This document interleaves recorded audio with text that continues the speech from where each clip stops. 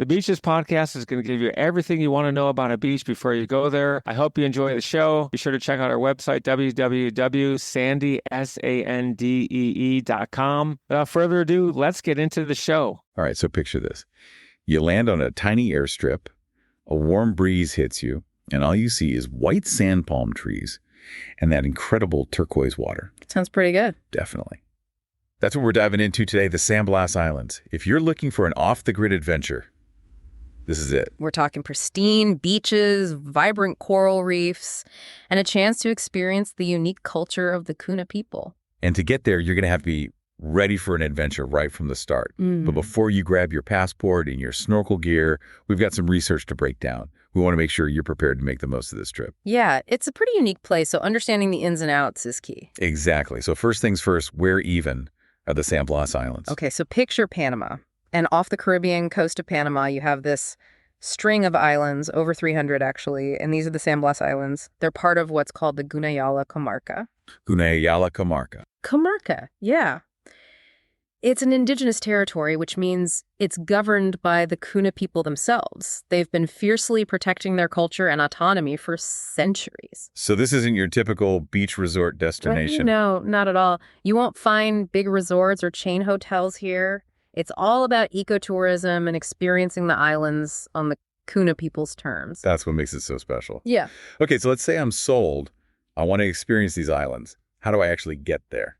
Well, you've got two main options, and both are pretty adventurous. You can fly from Panama City on a small plane. Small plane. How small are we talking? Think like 10 to 15 passengers max. These planes land on these tiny little airstrips right on the islands. It's quite the experience. I bet. Or if you're up for a real adventure, there's the 4x4 and boat route. Okay, I read about this. It's like the off-road jungle experience, right? Yeah, you're not wrong. It starts with a 4x4 journey through the Panamanian jungle. Expect bumpy roads, river crossings, the whole works. I mean, it sounds like part of the adventure. It definitely is. It takes you through some really remote and beautiful landscapes, and it really highlights how isolated these islands are. And then you take a boat to your final destination. Exactly. So you'll be bouncing around in a 4x4 and then hopping on a boat. It's all part of the fun. I'm starting to see a theme here with San Blas. You got to be ready for anything. That's a good way to put it. And that adventurous spirit will serve you well when it comes to the accommodations, too. Oh, yeah. Let's talk about where we're actually staying. So picture this. You're in a rustic cabana. It's built right on the beach. You've got the sound of waves crashing. You might even have a hammock swaying between palm trees. That's the vibe. That's the San Blas experience. Exactly. Now, some islands might have slightly more developed lodging, but even those places prioritize ecotourism and blending into the natural surroundings. So don't expect luxury resorts. Not at all. This is about getting back to basics, connecting with nature, and disconnecting too. You'll find limited Wi-Fi and electricity in most areas. So it's the ultimate digital detox. In a way, yes. It forces you to slow down. Appreciate the simple things, enjoy those incredible sunsets without any distractions. I love that. It's intentional. And speaking of intentional, the Guna people are very intentional about how they manage tourism. They have their own Congress that makes decisions about how to regulate tourism on the islands. So they have a say in how tourism impacts their home. Absolutely. They want to make sure tourism benefits their communities and that it's done in a way that respects their culture and the environment. That's incredible. And what about us as visitors? How can we be respectful of their culture and traditions? That's a great question. So one of the most important things is to be mindful of their customs. For example, photography is restricted in some areas, and it's always a good idea to ask permission before taking photos of people or their homes. Makes sense. It's their home. We're just visiting. Exactly. And another great way to support the Guna people is to buy their beautiful mola textiles. I've seen photos. They're so colorful and intricate. Yeah, they're these amazing fabric art pieces made by layering and stitching together different colored fabrics. Buying them directly from the artisans is a great way to support their economy and appreciate their incredible craftsmanship. I'm adding that to my to-do list. Okay, so we've talked about getting there and where to stay. Now let's talk about the fun stuff. Yeah. What is there to actually do in San Blas? Oh, where do I even begin?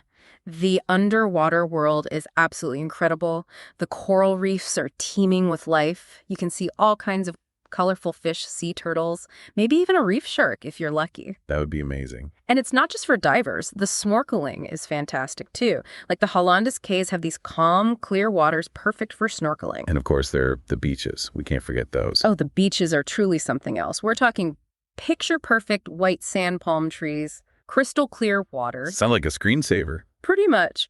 And each island has its own unique character. Some are tiny, uninhabited islets, perfect for a secluded escape. Others have small Guna communities where you can interact with locals and learn about their way of life. So there's something for everyone. Yeah, and a lot of people like to island hop to experience the different islands. You can take boat trips between the islands and discover all the hidden gems. All right, so to recap for our listener who is ready to book that trip to San Blas, you're going to be experiencing a truly unique destination. You'll be disconnecting from the modern world, embracing a slower pace, and witnessing a culture that's deeply connected to its environment. Exactly. It's about pristine beaches, incredible marine life, and respectful cultural exchange. It's about adventure and respecting the traditions of the Guna people. It really makes you think, doesn't it? The Guna people have found a way to share their home with the world, while also protecting their culture and their environment. It's inspiring. Yeah, it makes you wonder how we can learn from their example in other parts of the world. How can we travel in a way that minimizes our impact and maximizes positive cultural exchange? Something to think about. So if you're ready for an off-the-beaten-path adventure that will challenge you, inspire you, and leave you with a deep appreciation for the beauty of our planet, add the San Blas Islands to your bucket list. Start researching and start planning, because this is one adventure you won't forget. And don't forget to pack your sense of adventure. You'll definitely need that. Thanks for joining us for this deep dive into the San Blas Islands. Happy travels, everyone. Safe travels. Thanks for listening to the show, and be sure to tune in next week for your favorite episode about some of the best beaches and beach information in the world.